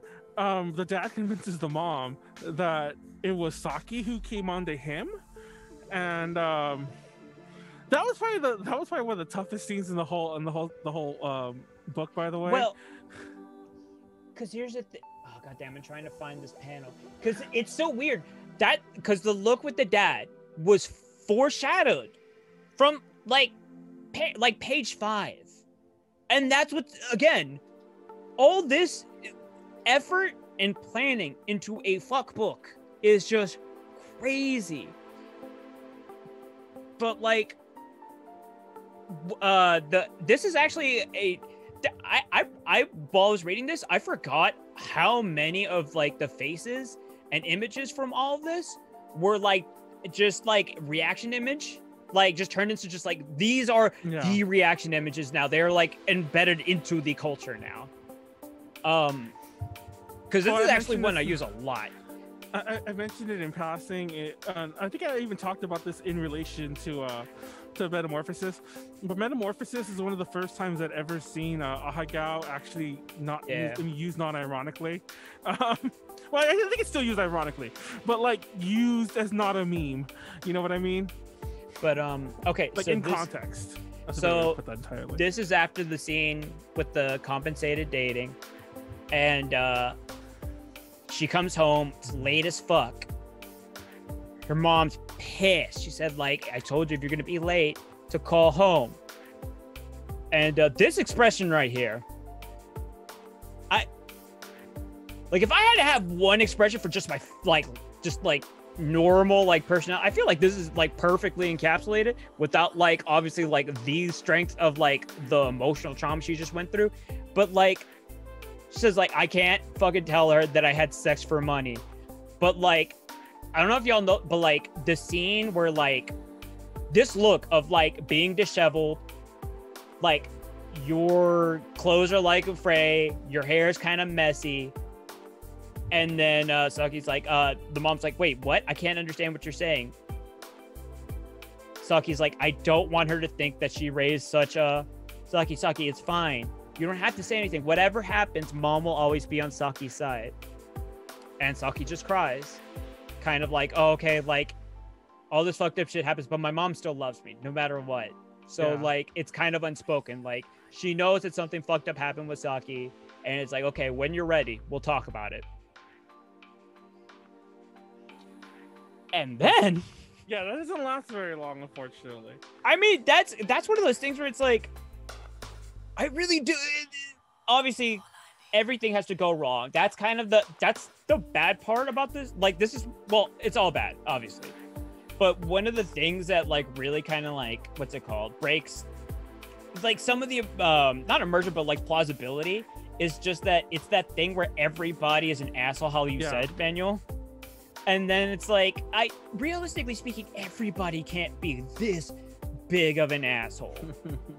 But then, like how Manuel mentioned, you know, the dad winds up basically, he confessed to the mom, right? That's what my interpretation was. Yeah. Okay. So that blew my mind because, like, they don't give the dad much character after that. So we can obviously he's an asshole, he's like a monster or whatever. But like, why did he go and tell the mom? It's like, was he trying to get Saki kicked out? Was he trying to like, just fearing that? Was he trying to beat Saki to the punch? Even though I don't think that Saki probably would have ever mentioned it. Maybe he didn't know that. But like, it just, I don't know. I thought that was interesting too. Like, presumably he just was like, I better tell the wife, and like is the one who took. By the way, is that her biological dad? Probably. I think Yeah, they don't mention that one likely. way or the other. But Probably, like, let's be real, probably. yeah, exactly. Most likely. But like, I'm not gonna lie. When I was reading it, like most recently, I think it was when I was finishing it up last night. I went back and I'm like, is there any implication this is her stepdad? But no, I don't think so. Oh Just, no, there's. Do you, like, knowing how this series go? Did you expect them to pull any punches whatsoever? Yeah, I was just hoping there'd be some redeeming factor on that. Like, not even that redeems it. You get what I'm saying? But like, not to like say like, oh, that redeems it. That makes it okay. But I was like trying to find something. From that scene of the compensating dating, happens that some of the boys from Saki's school happen to see her come out. Oh yeah, that's the part I mentioned earlier. And they're all like, "Oh, we have pictures. Now you gotta fuck us too." Yep. And then at a certain point, they're fucking out in like public, like just not public, but like in a corner of like the school, basically. And at this point, because she's being blackmailed by the guys into like fucking constantly, anytime the girls ask her to like go out and hang out with them, she's like, "Oh sure." And then the guys are like, "Hey, Saki, weren't we supposed to do that thing?" And she's like, yeah, I guess so." So then all the other girls in school get jealous of her. And then once like they find her body pass out after like a fucking like gangbang, basically, every single body just like fucking lays into her. I couldn't find like a version that was translated. I'm sure I could like 2 seconds, but like all of this basically says like slut, whore, blah blah blah blah blah. This is all written on her desk after like everybody found out. Empty ass fucking expression. She's like, "Who did this? What's going on?" Nobody's saying anything. Ah, that bitch is stunned. She's gonna cry. She deceived the boys as well. And that's one of those things. This is one of those things in this series where like everybody is just saying like the absolute worst of her. And I think that's part of like what makes this so infuriating is that, again, all throughout this story, she's not really showing ill will or malice. Really, it's like 100% hedonism. And it's kind of like what happens like if you get caught up in a situation and then like everything thereafter is like just fucking, it's fucking awful. But then it's like, oh fuck, she's gonna cry, like it's awful. The entire school like knows about all the shit that's been going on. And then she doesn't know what to do. It's like fight or flight response, right? So she's like, oh shit, I gotta get out somewhere. I don't know where, but like I can't, just stay here because if I do, everybody's gonna see me cry. Fuck. What do I do? Okay, well then I'll go home. Because, mom said that she'd love me no matter what. And then she'd always be there like that night when I came home from like compensating day night. And she was like, oh, I understand, you don't have to say anything. And then she gets there. And as soon as she opens the door, boom! Yeah, exactly. Mom gives her 5 across the face. So the mom says, Saki, how could you lay your hand on your own father? What? Bitch, what? And okay, also like, even. Okay, this goes back to what I said earlier, like the almost I'm not gonna say that people like this don't exist, because obviously you hear stories like this, unfortunately, far too often, like in real life. But like, I was just like, what person would hear this story, even if they believe the dad? I guess why would they not be like, then why did you what? It's like they're still. I don't know. I just like. I could see that. Who would come at it like this? But then again, people probably do. So I guess I don't know what I'm saying. So. Oh, no. See, I could see this expecting the worst of people. I was trying to say I always play like devil's advocate. I was like, what is the scenario that would make this make sense? But here's the thing: it's like none of what I'm about to say was actually showed in the doujin. But like, if the mom was really insecure, and it was one of those like. Bitch stole my man type of thing, and it's like your man has sent you. Like, how the fuck is somebody gonna take somebody from you? Yeah, like no one's gonna do that. They have their own like will. They did that shit of their own, but like you're rationalizing it in your head that it's like, no, it wasn't that like, you know, it was your partner who like betrayed you, because like that is like a world-ending concept. No, it's this other person. By the way, what is going on in the drawing, Pleiades? I called you every name but Jordan. Is she holding a disembodied hand? Oh, that's just my reference point for now. Relax. Say, is that girl Kira? Kira? I mean, it's whoever you want. But anyways, so after she moves out, after all that stuff, hold on, I got one more panel because this shit is like fucking. Boy. What, the dad shit? No, this. Like, it's not enough that she is like, you fucking lied. No. She cut his hair. She cut his hair. She snatched her fucking hair, called her a whore, and started like fucking beating her. It's actually funny because all right, explain this. Well, is this funny? I don't know why I said that. Okay. No, I got you. I'm just being an asshole. I'm just being an asshole. Weird shit. But no, it's actually interesting to note that the mom just doesn't kick her out. I'm not saying that like, oh, the mom, you know, like she left on her own. But part of me also kind of feels like what Pleiades said earlier, that like how much of this is her fault. Don't get me wrong. I'm not saying that it's her fault. But I thought it was an interesting choice writing wise. That the mom didn't kick her out at this point, that Saki left on her own. And that to be honest, this is the part of the series where it becomes almost this is where it goes off the rails. Yeah, this is almost where it becomes unreadable from here on if you're of a certain type. But not to say it was readable before, but this is the big changing point, the big turn. But yeah, I was like, hey, the mom didn't kick her out. Like, would the mom just like what would have been that? Like, I know everyone focuses on the whole thing, not the spoiler alert, but like the other ending that Saki sees in her life. But almost like this is like a bigger why point. It's like, what would have happened if she had stayed there? Like, would the dad have kept doing what he was doing? Would the mom have been like just beating her ass every night from now on? Would both of those things just happen every night? Or would none of it happen? Would the mom just not talk to her anymore, really? But then like she just gets over it and like just keeps doing her shit at school. Or would she or would the mom like first things first, like Saki absolutely well, we don't even know. Like, I'm sure there has to be like some sort of like fan takes on like what would have happened, and like her going to a different school or some shit like that.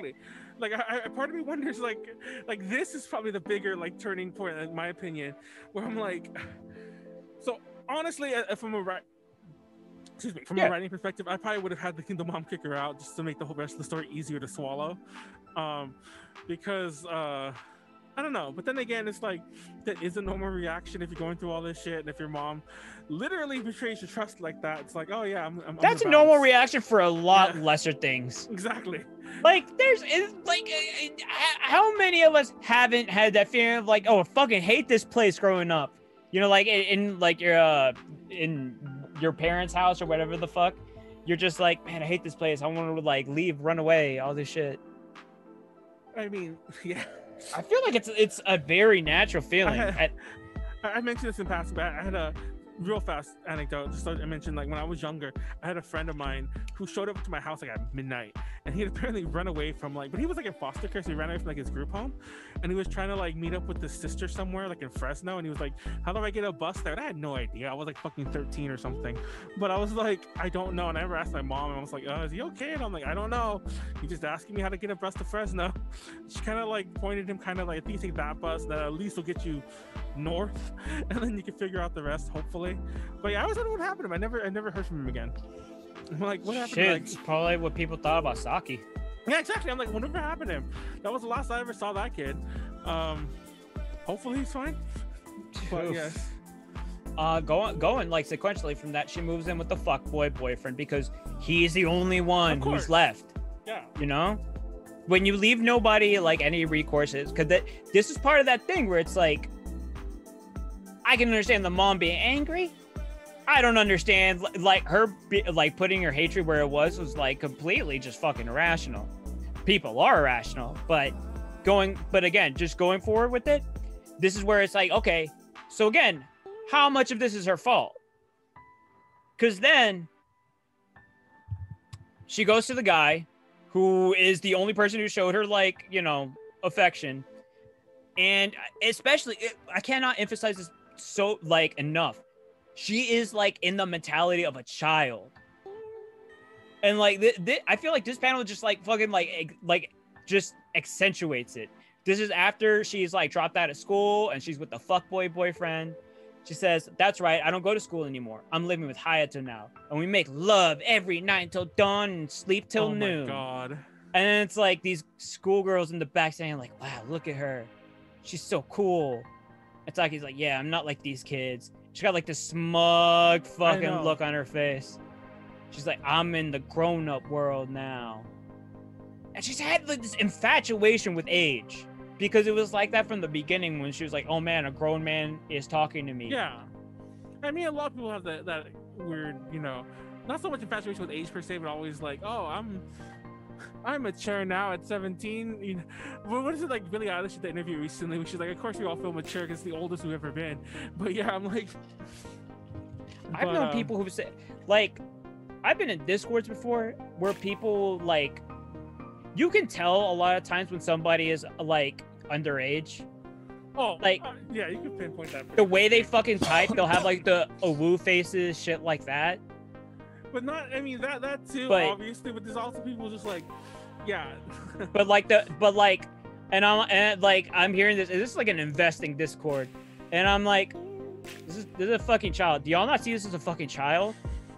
And then like at a certain point, they say something in an off-topic channel. I was like, "Wow, you're 30. That's so cool. I look up to anybody who's old." I'm like, this is a fucking child. This is an ankle biter. Are y'all dense? Ankle biter. She is literally Kit. What is Kit? Kid? Are you talking about the art, or are you talking about us? Okay. Oh, kid. So I think she means kid. It just dawned on me what she meant. But yeah, she's still a kid.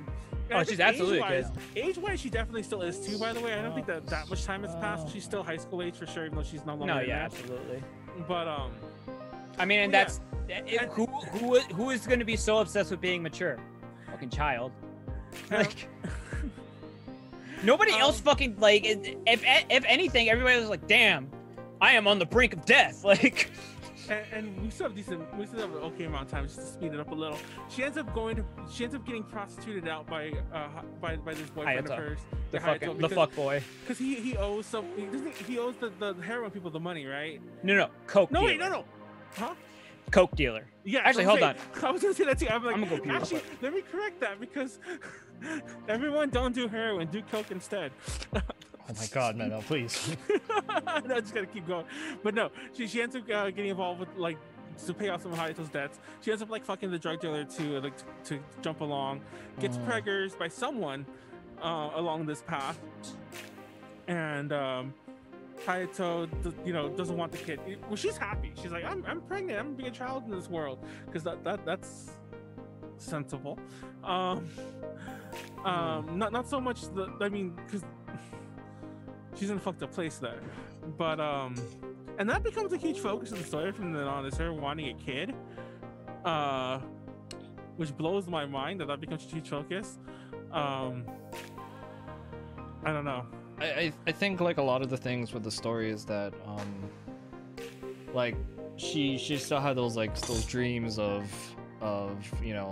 she's infatuated with what she wants in real life, not really thinking about the reality of things. Yeah. She still living in that type of world. That's how the artist like kind of made her look like, unfortunately. Yeah, she ends up getting kicked out again. She's home. And then from here on, it becomes just a really sad tale of her being homeless. Yes. And we glanced over some of the prostitution. Also, the prostitution stuff isn't as long as the high school stuff. It is a big part of the thing, but all you really need to know is she gets addicted to drugs. Hayato doesn't like that part of it either. She's prostituting herself. She gets pregnant, and then Hayato, doesn't want the kid. And yeah, she doesn't have the kid. We'll leave it at that. But all right, what I missed? Well, now we kind of like jumped. Yeah, the homeless scene. Us about. Yeah. Okay. Now we're talking pregnancy because we're basically there. We're all the way over there. Okay. Yeah, we talked about the drug stuff, the prostitution. How it goes from it's like cocaine and then it goes to Yeah. that. I thought that was fascinating, but I was really surprised they started in ecstasy and then went to cocaine well, and then went to heroin. no, it's funny you say that because I mean, part of heroin makes sense as like a last kind of thing, but yeah, but part of me also wonders. It's funny you say that because I remember, like this was something I was thinking about like on my way home today, and I was just like trying to like brainstorm thoughts in my head, and I'm like things to say, and I forgot all about it. So you brought up the coke thing that it was coke, and I'm like yeah, so I remembered it earlier. This almost feels like, how do I say this? Like an anti-drug thing as well, because it's all like, oh, these are gateway drugs. Which honestly, if you're playing with shit this hard, yeah, these are probably gateway drugs. but here's the thing though, because and like don't do drugs. I'm just saying, don't do drugs. Don't do drugs. Here's why they're dangerous, right? Because what is Saki again? Somebody who does not like themselves, who keeps seeking out validation. And this is like, in my mind, why I was like, she keeps on, again, first time she does coke, it's like, oh, this is me being an adult, blah, blah, blah. And then it's constantly her trying to fill a hole. Hence, drugs wind up being the worst possible thing for her because she's going to keep taking them as like a means of like just like inner like dopamine and feeling like better about herself because she doesn't have that by herself. But like we were saying earlier, it's like she ends up getting pregnant through the course of her process, and it's all the first time it's never really implied whose it is. Like I guess you could assume it might have been the drug dealer guys, but there were so many people. It could have been anyone, to be honest. But obviously that was Hayato's problem. He was all like, I ain't having this kid, I don't know whose it is, you know, we ain't having no kid, and she really wants the kid. And and can I show nipples? No, you can't. You definitely can't. Okay. And I was just, I'm trying to like think about the homeless scene I was going to start describing, because part of my problem with the homeless. Oh, we're going all the way out there. Wait, we're okay. So y'all went to after he kicked her out then? Because I was going to start mentioning, the, because I was going to start mentioning the second pregnancy, which this one we kind of know the parents, or should I say the father, potentially one, like, because when she gets kicked out, she gets like she ends up like this park at this homeless encampment, or I don't know if you recall the term, but like she ends up in the this fucking place shanty town. Yes, and Skid Row in Tokyo, and she ends up there, and these homeless people basically take advantage. Oh, okay, well, I was gonna not say that word, but there you go. Take advantage of her. I just bleeped that out whenever I said I didn't say that. I said grape her. Oh my god, just stop. the part that bothers me about those characters isn't even so much. I mean, well, she definitely is that, but it's the fact that writing wise, they kind of almost become her friends later on. So like, it's just like, what is going on here? It's the same as like, Hayato. It is, but it's just like, I guess that's what they're going for. It's just like, what? It's Hayato, like, but now you're living on the streets. It's like, now it really she has nothing. Like, that's the thing. That's how her relationship with Hayato, same type of relationships she had thereafter. Yeah, I guess it's anybody who shows her an ounce of kindness, because she thinks that she's not worthy, because again, no sense of self-worth. Yeah, she's like hanging out with her abusers, which is insane. And but that part blows my mind because she's getting pregnant again. And this time she's like, I'm gonna keep broke. It. Oh wait, no, yeah. I'm gonna keep it. This is gonna happen. Hayato's not gonna stop me this time, and she's gonna have her happily ever after. And I'm gonna change. No, it was I'm gonna change. This baby is gonna be the thing that makes me change. I'm gonna get off drugs. I'm gonna stop turning tricks. All that. I'm gonna turn my life around. But she needs the money to do that. So, which involves more going back to her former life. But the problem now, this is the part that always makes me wonder. Like, well, hold on. From here on, it becomes more abstract. So I don't want to spoil the ending. You should go read it yourself. Hold on, wait. I do want to point one thing in, because some of these scenes are fucking powerful as shit. There's one point where we've already established like she's like doing prostitution as her main profession now, right? And then this moment is fucking like soul bending. She gets to a point where it's like she has like, you know, okay, I guess like I'm stuck in this position. All right, I'll have, you know, fuck for money, whatever. And then the guy says, all right, so how do you want to get paid?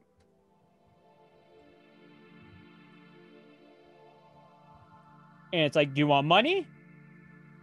Oh, or do you want the or drugs? Do you want coke? Yeah, I remember that. And she, what do you think? Yeah. Which, by the way, is a very real thing. Like, you know, that like I'm sure you've heard. Everyone, you can go find stories about, like, you know, in your local Skid Row areas. I'm sure people down their luck just, you know, push to make choices like this. But yeah, that's some crazy shit. It's a bit, and again, for a book that, or a medium that traditionally is just like fucking. It's just for fuck. It's porn. This is something that was not needed at all. But fucking Shindo is like, no. I'm putting this in. Because realistically, also, and I have to like emphasize this, there's no other medium that could have had this. Short of like a novel, but even then, like... Yeah, like I said, maybe just... Obviously, the sex will still be there, but just maybe not go in so much graphic detail about it. I think it'll still be done. By the way, it's somewhere in that part where the JoJo ending happens. How's that when? Yeah, it's somewhere in this part of the story where the JoJo ending happens, which isn't canon. We went over that way earlier. Not even by the author, but oh shit, I found the panel. We're going back to the pregnancy thing. Keep talking, because this is exactly what the pregnancy is. And it kind of blows my mind, because from then on, it kind of here. So she says, "I'm keeping the baby. Yeah. It might be hard, but I'll do things right this time." No, and she kind of pictures this perfect life that she could potentially have, and I don't want to be the person that says this, but like, without, I mean, we'll spoil it like this. It doesn't end up that way, but we will. I don't think we should go into any more plot details. You read the end on your own. But my point is, it's like, part of me always wonders, like even the first time I read it, even to the most recent time I read it, I'm like, was that? I don't want to be like, I don't want to be one of those people like, that would have never happened. You're stupid for thinking it. But it almost felt like such a crazy extreme. Like, it's almost like. That's why. It just blew my mind. Part of me's like, I don't think that would have ever happened. Realistically, the best that her thinking that, or her actually like making a change. No, the change could have happened, but like she imagines this perfect scenario where she's like, oh no, she doesn't imagine. No, she does not imagine that perfect scenario at that point. Well, she does not. It's much later, obviously, but I'm not trying to. The point, it matters when that point comes up. It is very integral to the plot. But like, obviously, that's what she kind of imagines. And like, I guess one can throw that out there, like, oh, maybe this is like how her life would have been if she never decided to like have that high school debut. Not to say which is fucking, because that's exactly. Not to say that was her fault, because obviously you should be able to do that and not worry. Because then you would have to say that like, oh, if she would have never gotten pretty, she would have never turned out to be a crack whore. That was a fucking thing to say. But still, like, my point is, it's like, obviously one could read that like, if I went and changed X things, I'd be here. But like, also part of the reading can be like, oh, if I was able to like not keep meeting such bad ends and I just was able to clean things up and change everything, that would have been the future. And that part, I'm kind of like, hate to even want to say it, but like, even the best case scenario would have still been a very hard life for her. Life is hard. Yeah, life is hard in general. Honestly, that's the whole point. Because here's the thing, like, no matter what happened. Here's the thing. Realistically speaking, she could have stayed the exact same. And her dad. Thank you. Her dad still. Her dad is still like the unchangeable factor in all this. That's what I was gonna say next. It's like she could have like stayed a bookworm, never had a glow up, even though once again that shouldn't be that's not the cause, but still, she could have like never attracted anyone else's attention, but she was still living with somebody who was a catalyst to a lot of it too. And I'm like I said, my big takeaway from this is I don't think there was ever a happy ending for her, and that's really depressing.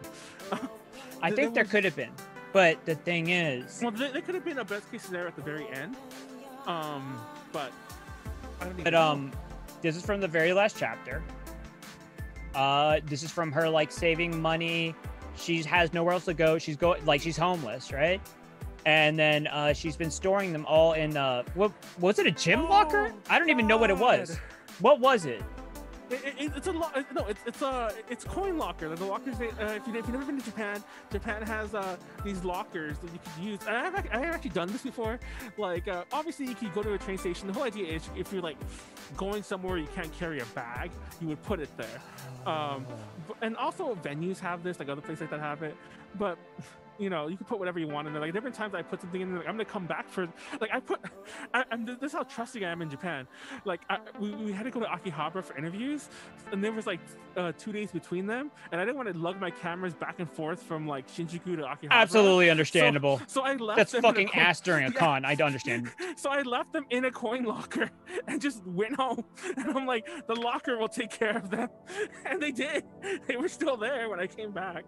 You know what I didn't even realize? So this all started with her like wanting acceptance from high school kids. Yeah. And then I'm not going to spoil what happens, but these high school, well, yeah, because they're in uniforms. I'm guessing they're in high school, right? Yeah, not that much time has passed. I'm pretty sure at best they're seniors now. If well, at least 9 months have passed. Yeah, exactly. So yeah.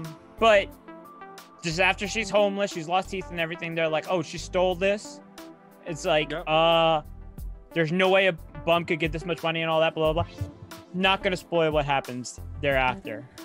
Oh, man. But it really came full circle. It did. And I'm not gonna lie, the very first time I read it, and I was already kind of spoiled with me from Spooky Rice because I saw his video before.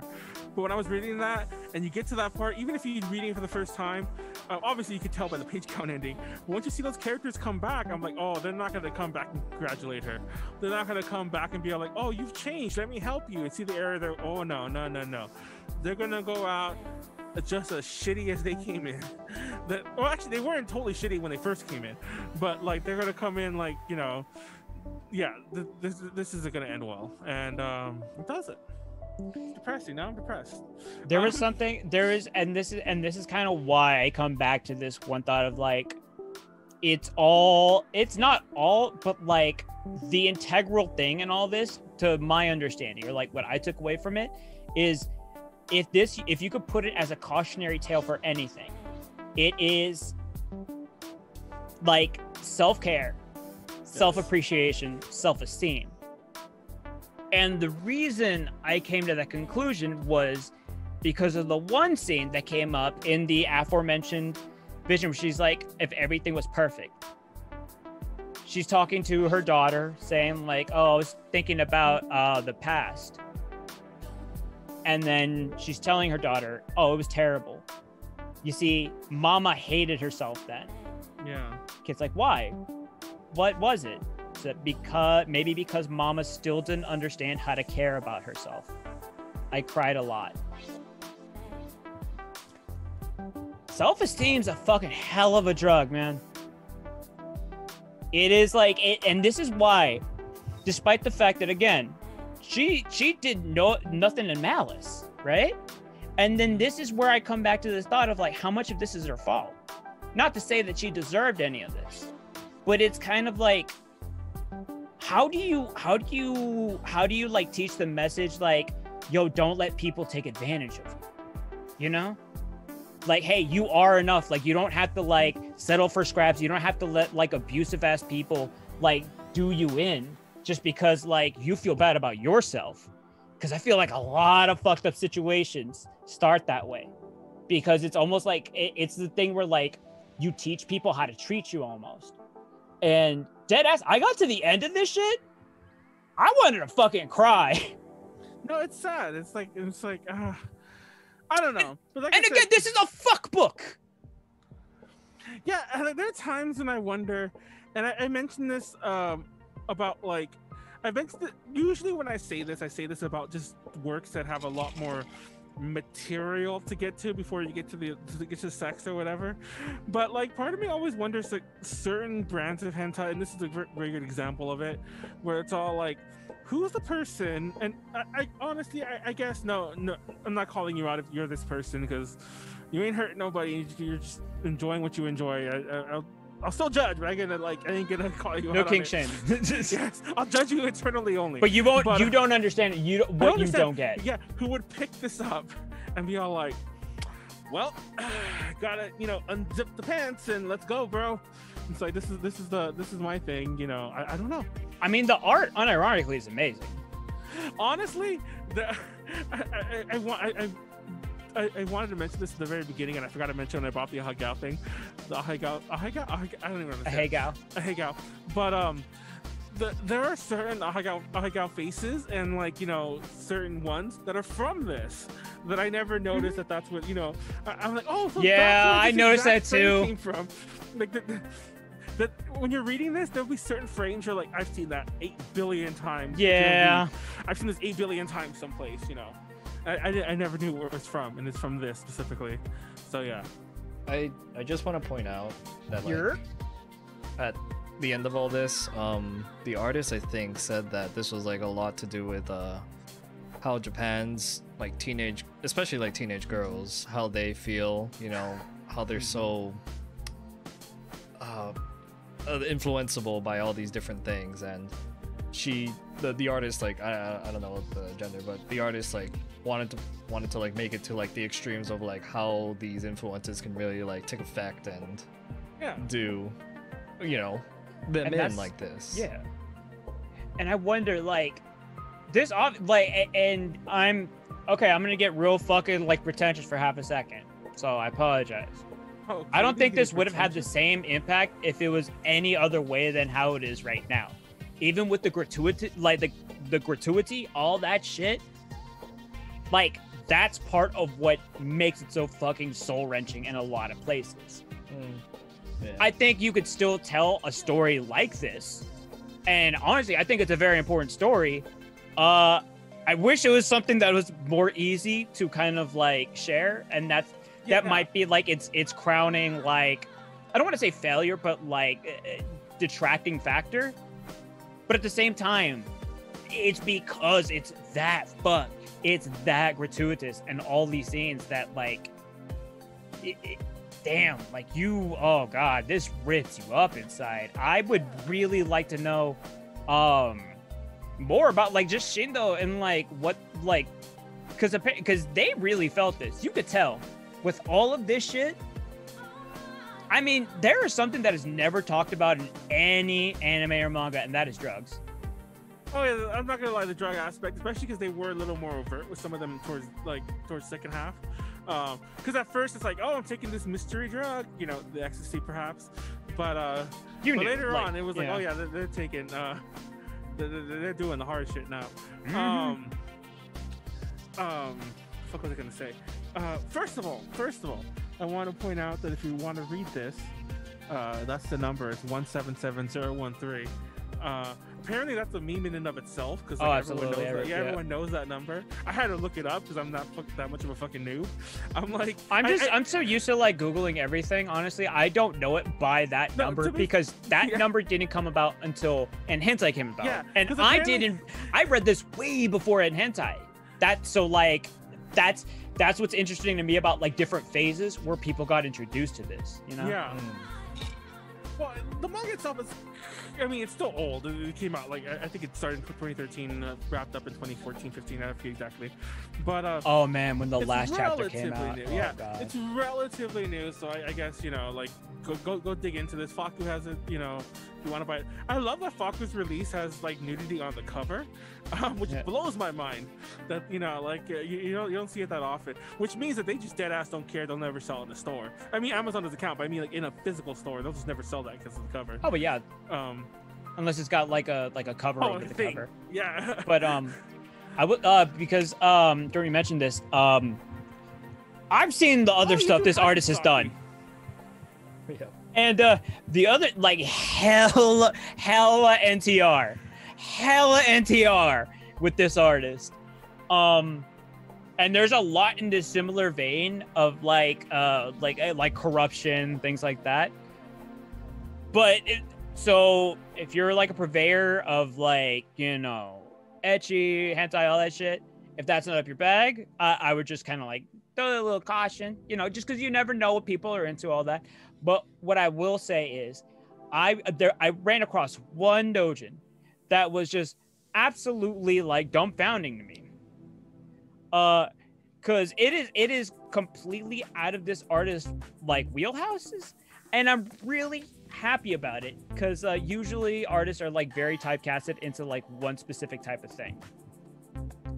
Have y'all ever heard of a series called Dragon Ball Z? Oh my god. How? So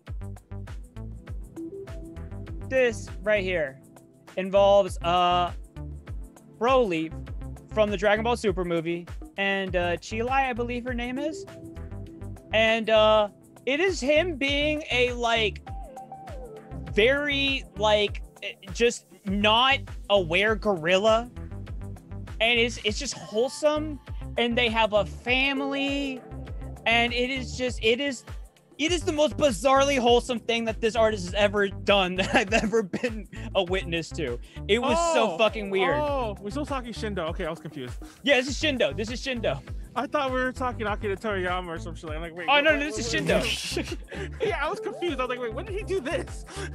Yeah, I did it after the DBZ Super movie, you know? And I was like, oh shit, I didn't know he was dabbling in this shit now. I kept when I read this, I kept expecting. I was like, okay, so when's it going downhill? When's the shit hitting the fan?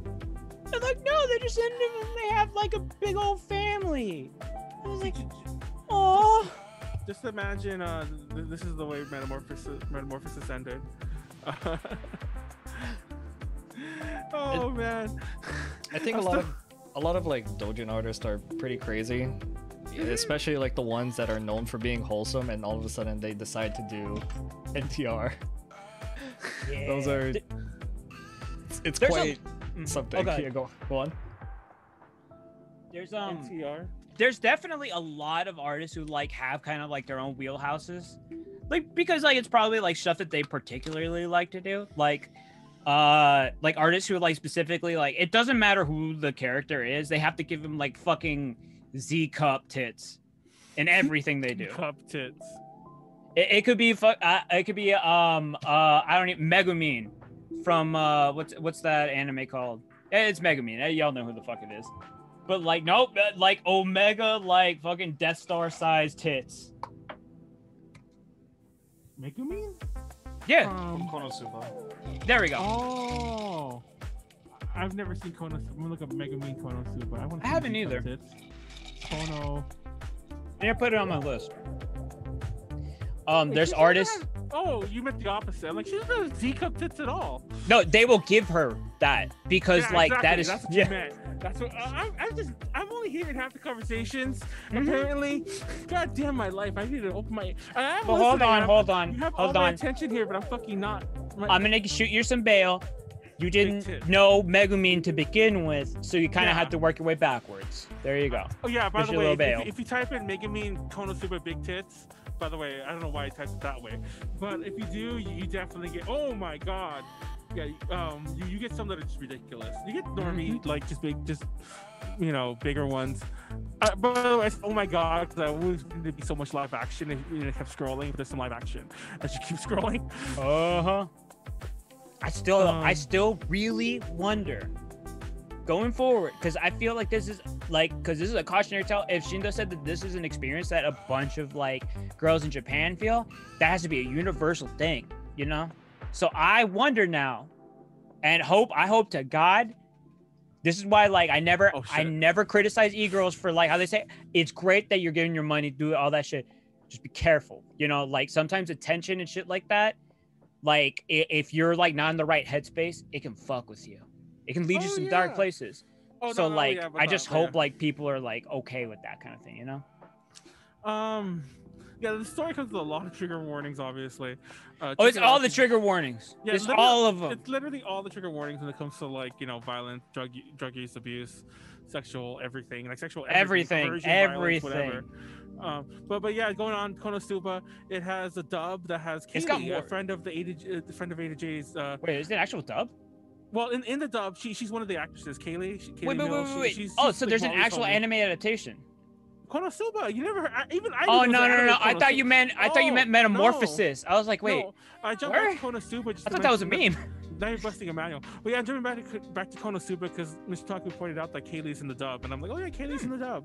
I only know that because at one point we hung out with her. She's like, I can't tell you about this role. She told us it's like in a bigger group, and then later on it was like a smaller group of us eating like dinner somewhere, and like it was me, Molly, her, and some other like 1 or 2 other people. And she's like, by the way, I'm coming out of Konosuba, and I'm like, but that's my Kaylee impression. But yeah, and I was like, what the fuck? But yeah, I still haven't seen Konosuba, so I don't know if that was a good or bad dub on her part. I'll assume good, just for the fuck of it. But we'll wrap this up. It takes us forever to wrap things up. That's the number. I didn't do the full segments, not even because I didn't want to. It's just because I figured we already have a written in manga thing at the end, so I'm like, let's just focus on that. And it's funny because the side story I was gonna pull up to bring up the second half was gonna be about like that dude who cheated, who like is being defrauded for like dating all those women, and I was just go on about dating stuff. But the reason was because the next episode that man is a scam god. All right. Yes. When we come back on FAP in like 2 weeks, I wanted to talk about dating advice and dating horror stories, and as we related to manga to weeb shit. I thought it'd be funny. Oh god. Yeah. Oh god. And maybe Nyaro will be on that one or something, but like we'll see. That's an idea. We might not even do that. We promoted episodes before, and then we just haven't done them. Yo. Hold on. Wait, what's going on in that? What's in the little drawing where everyone's all like? What little drawing? Wait, what? Never mind. Saki? I thought so. I thought I just found somebody doing like a fan-made version of this, but with Rick and Morty. Oh my god! It just happened to be attached to it. It has nothing to do with Metamorphosis, though. We'll kind of close it out before we start really closing it out. Did I ever mention that when I like not even that long ago, but a few years ago, I used to think that I didn't know that only people with high IQs watch Rick and Morty. I didn't know that was said ironically. This meme is like 5 years old. I didn't know that. Just you even realizing that like something about a 5-year-old meme. Well, mind you, this is still like 3 years ago, but I used to, for a year at least, I was repeating that unironically. I was all like, oh yeah, I guess this is for like the Rick and Morty crowd. Like, what do you mean, like high IQ people? And I meant that not knocking them. I thought that was a real thing that people like said. I didn't know that people were making fun of Rick and Morty and like or vice versa. I didn't know that was all a thing. You did it. And it wasn't until I brought it up at a panel, because it's a long story, but there's this idol group I used to like say it was like for the Rick and Morty crowd, because they're very like highbrow idols, and I'm like, I hate their music, so pretentious, so artsy. So that means that everybody thought you were being serious, and that you actually thought Rick and Morty was for high IQ, so you came off as the pretentious motherfucker in all of those interactions. That's amazing. Exactly. That is amazing. So I just thought that was, and I've never really seen Rick and Morty, so I guess I probably should explain a lot more too. It's actually good. The fan base is cancer, but the show's actually good. All I know is that it's funny that he's a pickle, and no, it's not. That's not funny. That's all I know, because that's the other dead meme that I've seen too many times. Like, that was a forced meme. Pickle. And I'm just like, oh my god, I don't get it. What's funny about him being a pickle? It's not. That was the point. That was the entire point. Am I missing that one too? Yes, the entire point was that it wasn't funny. He was doing it to get out of group family therapy. Oh man. So anyway, see, even here, like how we said, oh, what if Jotaro just happened to be there with Saki? Oh yeah, Dad still. He breaks up the thing with the friends, I believe, right? That's what's going on there. With Hayata, the fuckboy, yeah. He had forced it as a way to get out there. Oh yeah. Pickle Rick. Exactly. Anyways, so we'll wrap this up. We actually filled up the time really well, and I'm gonna go out and clean up a bit more and then start drinking because that's what Manuel does on Saturday night and Friday nights. I might order a pizza though, and just nice and chill. Starting the FAP earlier, even though we spent a half hour talking about fucking VR, but starting the FAP earlier really works. Maybe next time we'll start it earlier and then. I don't know that we actually. Wait, Mystery. Well, you don't how know long How long were we talking about VR? Till 6. Well, okay, for you it was like 5. No, like minutes. Mystery will know though. Yeah, but for like when you tuned in, we'd already been live for about 20 minutes, and not from the get-go, but like 5 minutes. I think we were just literally sitting, not talking. Dan Harmon? Wait, what? Wait, Mystery talking. Dan Harmon? Also, the VR company of Interview with Friday was co-founded by the founder Rick. No, Dan Harmon didn't do Ricky and Morty. What am I saying? I'm one with the kids. That Ricky and Morty. Dan Harmon. Yeah. What is this? Waking up inside, waking up. Am I wrong? Hold on. Fun? Dan Harmon. Yeah, Dan Harmon. We're going. He so writer, over. producer, actor. Yeah. Anyways, Rick and Morty. Also Community. We are going over, and now we're just talking about Rick and Morty. So, peace out. Justin Roiland? Oh, Justin Roiland, yeah. Next, shit going on. Tomorrow's DTL. Everything should be back to normal next week. I don't think we'll have a stream at all Friday. If we do, it'll be shooting the shit. But I don't think we'll even do that. I just want to do something that day for something else. Hey, Manuel, what's on my shirt? DTLs. Oh, yeah, what is on your shirt? Somebody commented on it earlier. Somebody revoked Manuel's everything card. Somebody revoked Manuel's everything card. Mystery. Manuel, Please enlighten Manuel. What is that? You just have you ever been to Newgrounds, Manuel? Oh, it is okay. Because it's funny because when Wesley was in the chat earlier, he talked about the shirt, and I'm like, "What's he talking about?" He's like, "I like Pleiades' shirt." And I didn't mention. How can you not? Come on. Oh wow, really? Oh shit. No one knows. No one likes your boomer shit. No one knows it? It's Zone Time. What the fuck? Literally fucking educational where it came from. Anyways, I do know it now that you pointed it out, and I'm not gonna lie, it's only peripherally and only because like not something I ever knew about. But see, Miss Taco doesn't know it. Plausible deniability. We came up with it on our own. Thank you all for watching. If you're still watching us on YouTube, follow us, catch us live. Wednesday there still won't be a cat soup. We're not doing anything next week, are we? No, not. Oh no, it was a good pun. It was a good pun. Don't misconstrue that. Yeah. So that's that. Everything else is Pleiades. See you tomorrow. Thank you all for watching. Bye-bye. Support us however you want. Follow us on everything. Pleiades on Twitter. Give me a tip. Apparently that's a thing. I'll give you a tip, all right? All right, well, peace out. Good night.